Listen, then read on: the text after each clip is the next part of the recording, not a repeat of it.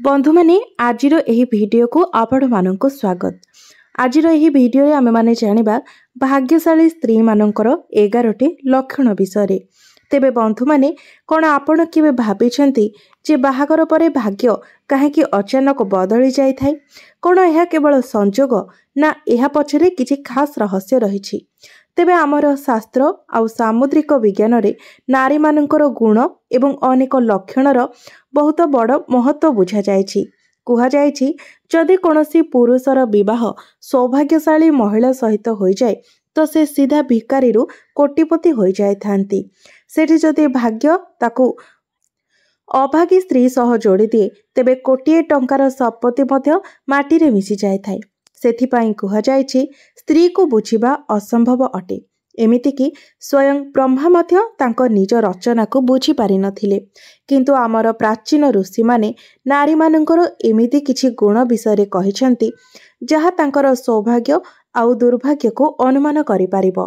तेबे आजि मु आपणंकु कहिबी जे सही खास गुण एवं लक्षण विषय जहा सूचाई थाय जे केउ नारी भाग्यशाली अटे एवं केउ नारी अभागा अटे। किंतु बंधु माने जदि आपण माने चाहुचंती आपणक जीवन रे मां लक्ष्मीकर आशीर्वाद सदा सर्वदा रहु तेबे कमेंट बॉक्स रे भक्ति एवं श्रद्धा हृदय रे जय मां लक्ष्मी निश्चय लिखंतु। एवं वीडियोटी रे जदि आपण नुआ अछंती तेबे वीडियोटी को लाइक करी चैनल टी को सब्सक्राइब करि दियंतु। तेबे बंधु माने सौभाग्यशाली नारींकर प्रथम लक्षण हेउछि पादर छोट आंगुली अर्थात कनिष्ठ आंगुलीटी भूमि को स्पर्श करुथाए तेबे से नारी बहुत भाग्यशाली होई थांती।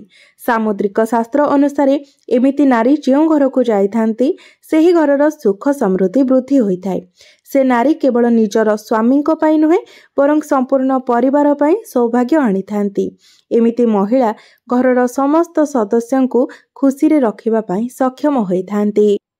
2 नंबर रे चौड़ा मथा।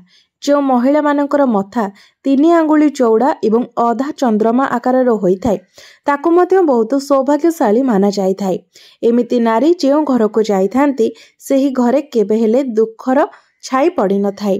तांकर बुद्धि परिश्रम एवं सकारात्मक ऊर्जा कारणरू संपूर्ण परिवारर उन्नति होई थाए।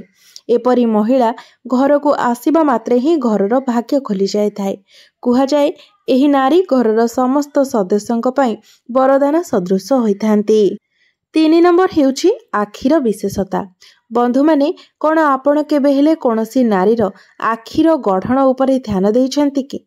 सामुद्रिक शास्त्र अनुसार जदि कोनोसी नारीर आखिर उपर आउ तळ त्वचा हल्का लाल रंगर होई थाए एवं आखिर डोला कला रंगर एवं धला अंश क्षीर सह समान होई थाए तेबे सेही नारी बहुत भाग्यशाली होई थांती।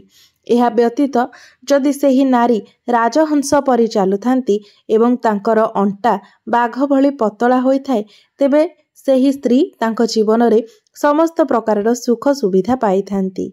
एही महिला समस्त प्रकारर ऐश्वर्य एवं आराम रे रही थांती। 4 नंबर हेउछि नाक उपरे कला जाई। सामुद्रिक शास्त्र अनुसार नाक उपरे कला जाई को सौभाग्यर संकेत माना जाय थाए। जदि कोनोसी नारीर नाकर अग्रभाग रे कला जाई थाए तो से स्त्री बहुत धनवान और भाग्यवान होई थाए। एमिति नारी जो घर को जाई थांती सेठारे केबे धनर अभाव रही न थाए।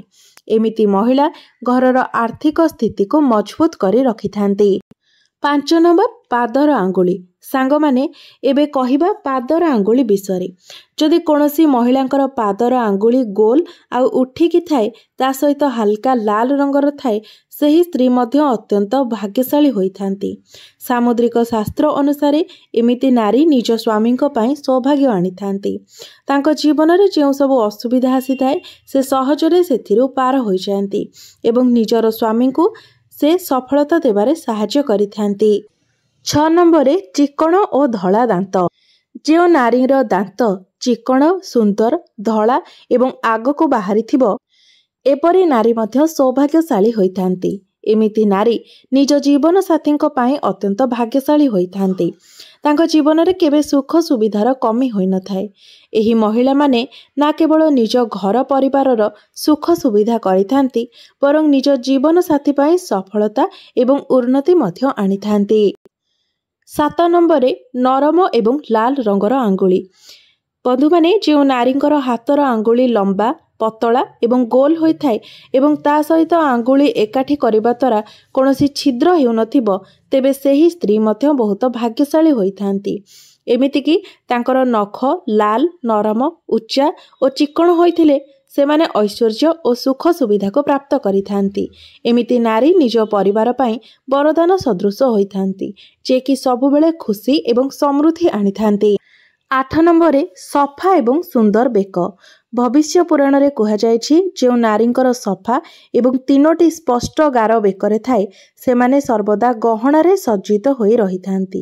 ଏମିତି ନାରୀ ସମୃଦ୍ଧି ଏବଂ ଧନର ପ୍ରତୀକ ହୋଇଥାନ୍ତି।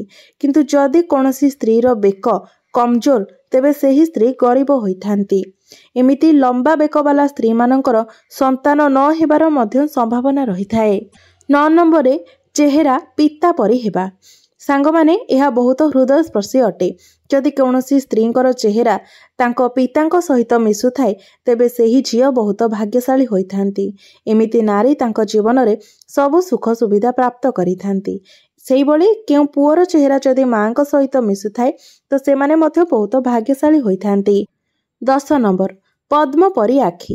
ଭବିଷ୍ୟ ପୁରାଣ ଅନୁସାରେ ଯେଉଁ ନାରୀଙ୍କର ଆଖି ପଦ୍ମ ଫୁଲର ପାଖୁଡ଼ା ସମାନ ହୋଇଥାଏ ଆଉ ତାର ମଝି ସ୍ଥାନ ଭୂରା ନ ହୋଇ ଧଳା ହୋଇଥାଏ, ସେହି ସ୍ତ୍ରୀ ନିଜ ପତିଙ୍କ ପାଇଁ ବହୁତ ଭାଗ୍ୟଶାଳୀ ହୋଇଥାନ୍ତି। ତାଙ୍କ ଭାଗ୍ୟରେ କେବଳ ନିଜ ପାଇଁ ନୁହେଁ, ବରଂ ନିଜର ସ୍ୱାମୀଙ୍କ ପାଇଁ ମଧ୍ୟ ଖୁସି ଆଣିଥାଏ। 11 ନମ୍ବର ନରମ ହାତ।